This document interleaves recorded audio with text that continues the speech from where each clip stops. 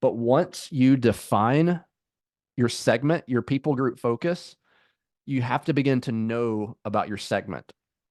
And so the way I like to think about this is knowing their story helps us better tell God's story in a way that's redemptive among their people.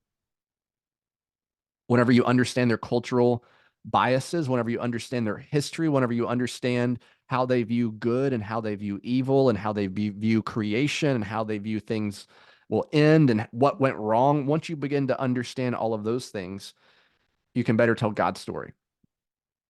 So the three foundational questions I often take people through is who are the people, what are they like, and how can they be reached? We've already defined who the people are. Some of you have shared who the people are. And so then you have to begin to think about what are they like? Meaning, what do they think? How do they dress? How does their family structure work? How does information get shared among their culture? Is it patriarchal or matriarchal? Do they believe in one God? Do they believe in creation? Do they believe in karma? What do they believe? What do they act like? What is good? All of those questions begin to think about what are they like.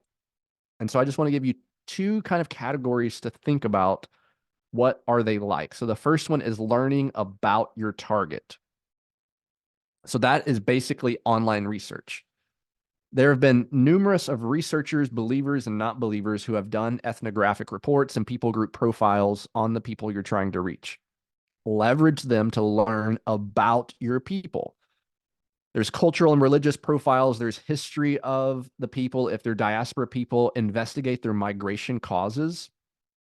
We'll talk more about that because many of you are engaging in the diaspora.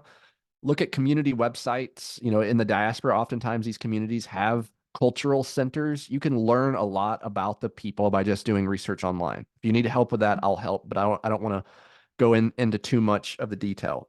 I do want to talk about migration for just a minute because understanding that if you're working with people in the diaspora, they have migrated. That's a given. But their migration was caused either by a push or a pull. So Emily, for Gujaratis or even Hindi-speaking Hindus, many of them, it was not a push, it was a pull. It was a pull for education. It was a pull for economic opportunity. It was a pull for what they viewed to be a better life. So that means they're actually pursuing something. But if you contrast that with Afghans, Afghans were pushed. They were facing things in their country of origin that they were trying to escape. So whenever they arrive, they may not have the umption to actually provide for themselves. They may be distraught, they may be downtrodden, they may have a lot of physical needs, where Gujaratis don't have a lot of physical needs. They're coming with money, right? So understanding the effects of push and pull and which one of those is affecting your people group will begin to give you some insight of how you can begin to engage them. Also recognize the effects of chain migration. Chain migration is basically just thinking about, because there's already a community somewhere, more people from that background will go to that place. So like I heard Mocha say 235,000 Indians in DFW, which is true. Once you figure in Nepalis, you're talking over 250,000 of our population are from South Asia, primarily from a Hindu background. Well, what that tells me is people coming from South Asia are going to look favorably to coming to a city like DFW or Houston or New York because they're following their family relationships. An example of something that's not India is right now there are a lot of Mauritanians from Africa coming to the US through the southern border. And there are Mauritanians, a lot of West Africans in Columbus and New York City. So guess where many Mauritanians are going? They're coming across the southern border, but then they're trying to get to, the Midwest or the Northeast, Columbus, New York. So following chain migration. The other thing to think about in the diaspora and understanding migration is levels of assimilation versus cultural preservation. So some people groups, for example, like Thai, have assimilated very well into US society.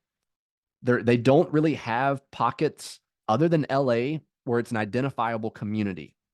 There's like in DFW, there's maybe 12 or 15,000 Thai, but there's not a Thai community anywhere.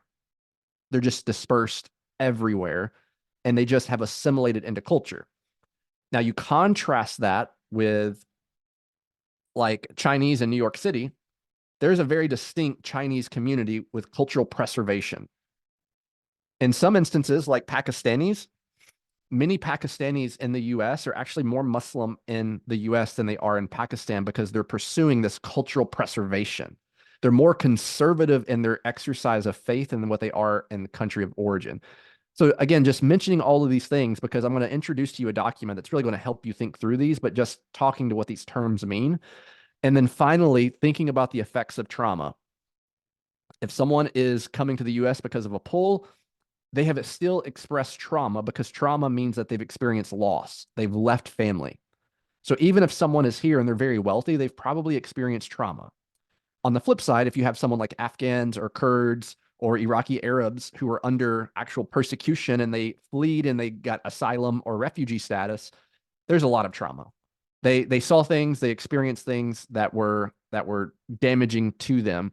So just understand the effects of trauma and then how you can leverage trauma healing using the Bible as entry and evangelistic tools among really any people, not just people that you would think that are refugees, but everyone in migration has experienced trauma. I would say everyone on this call has experienced trauma. And oftentimes it's taboo in their culture to identify, talk about, or address trauma. And if you give an avenue for people to do that, it creates this layer of trust and relationship where the gospel can flow inward. So just a couple things to think about with migration and understanding your people.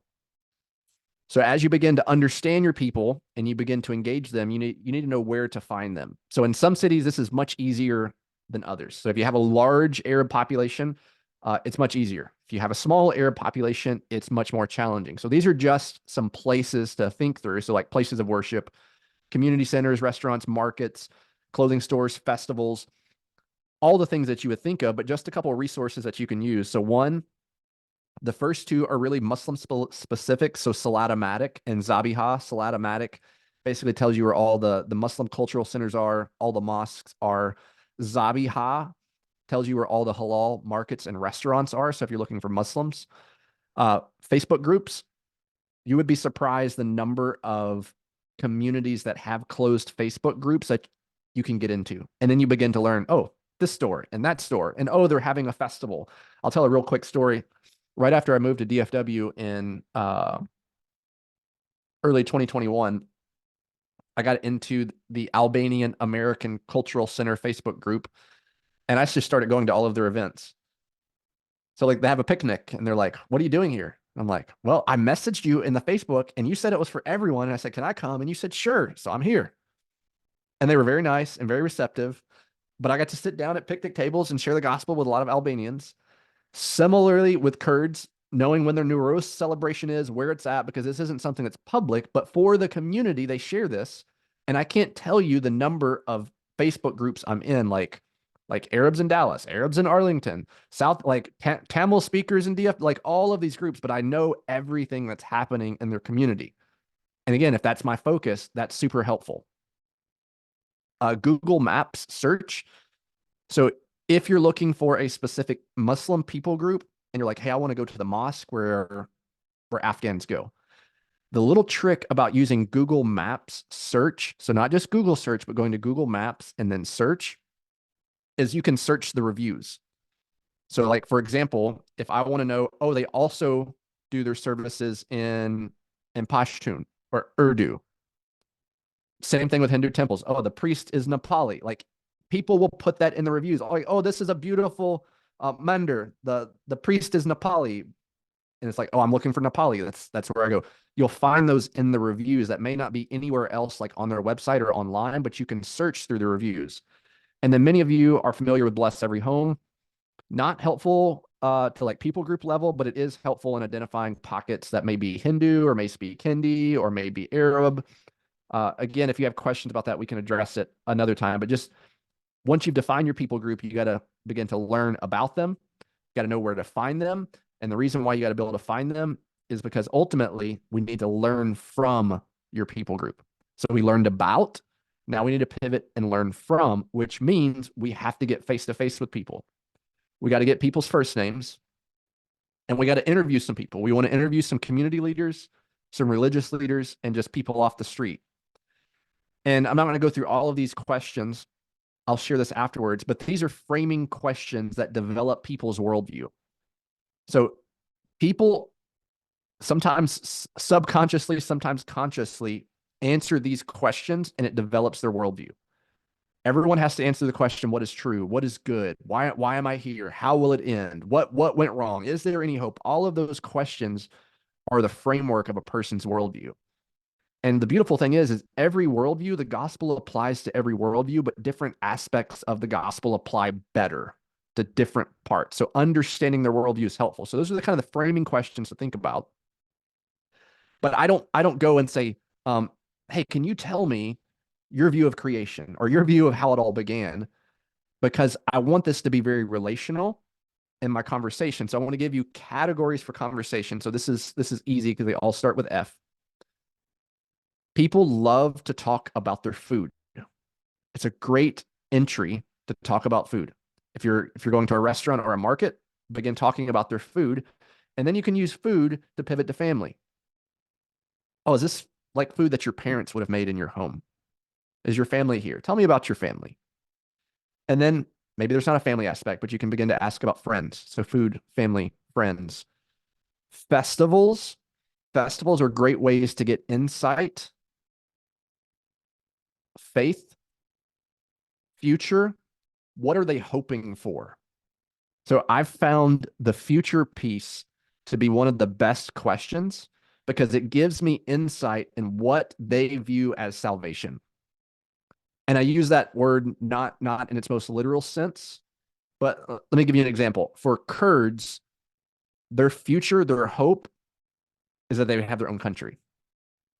That's their salvation. Like I think Kurds would like if I was able to deliver a country on a platter to the Kurds, but I said you can't be Muslim anymore, I would say like 95% of Kurds would say fine by me, because that is how that's how much they're desiring their own country. So understanding that, I can begin to take this idea that's in the gospel that we're actually all of us, we don't actually have our own country or our own home. We're actually all aliens, but God promises us an eternal home, an eternal country where we're in his presence.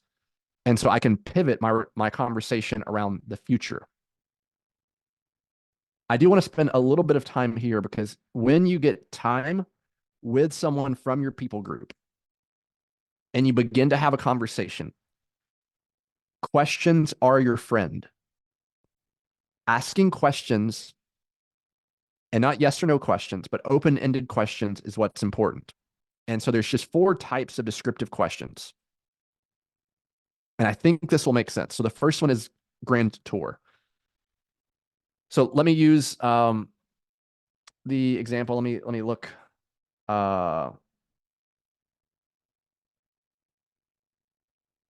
Let's use Meredith. I've mentioned Kurds, but she's working with Kurds. I could ask a grand tour question like, okay, so you're Kurdish. What does it mean to be Kurdish? That's a broad subject. That's the idea of a grand tour. What does it mean to be Kurdish? And then I follow that up after they give some explanation. With what we call a mini tour. So I said, okay, what does it mean to be Kurdish?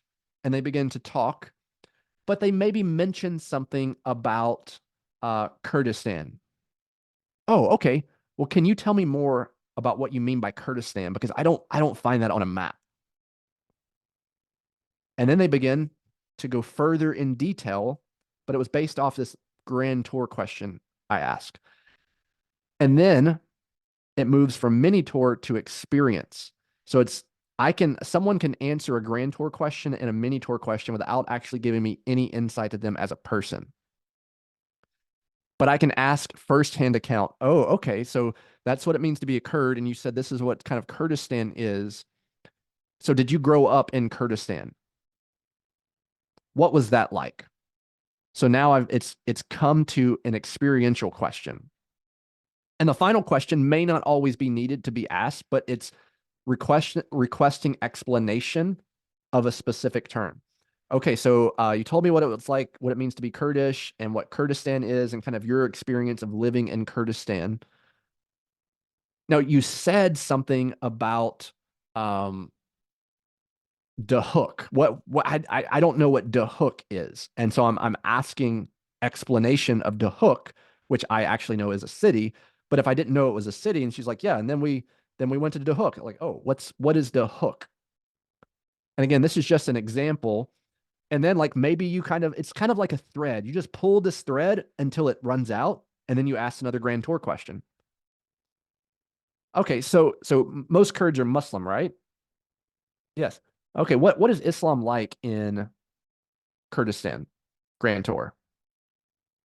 And they began to talk about something. Okay, mini tour. So you said most Kurds don't go to the mosque.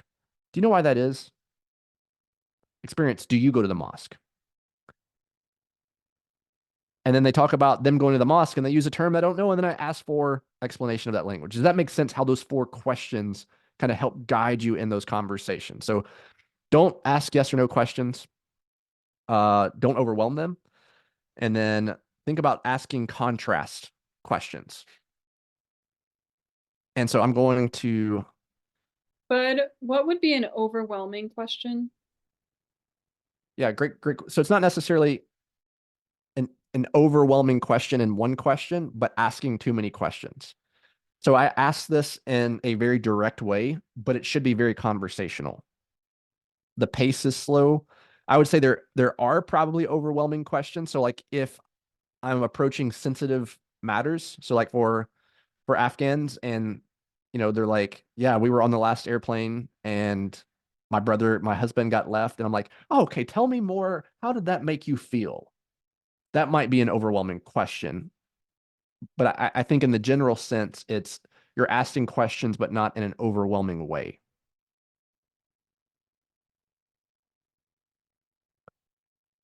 And so as you're interviewing people, this here is just kind of like the process. So after you have your interview, you meet with someone, and this may take several interactions. You have notes, you examine the notes, you start to make connections. Oh, I talked to this person, they said this, and you're trying to put together some conclusions about this people group. And ultimately, your assignment over the next month is going to be to research your people group. And I have a form I'm going to share with you called a people's information form. That's